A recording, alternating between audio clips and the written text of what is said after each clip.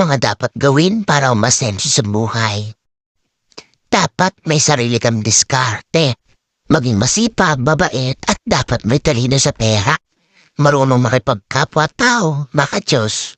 At hindi pa namura. Huwag madamot at tuso. Huwag mapanglamang, magibatas lang. Maging matulungin sa mga tunay na nangangailangan. Laging magpakumbaba o piling mayaman. Huwag magyabang sa kung anong meron ka. Huwag puro bisyo at sugal. Dahil kapag nasa iyong mga katangian yan, ang bilis ng pasok ng pera, maniwala ka.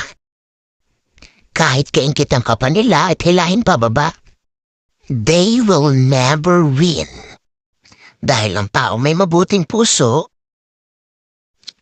ang nasa itaas ang gagawa ng paraan para iangat ka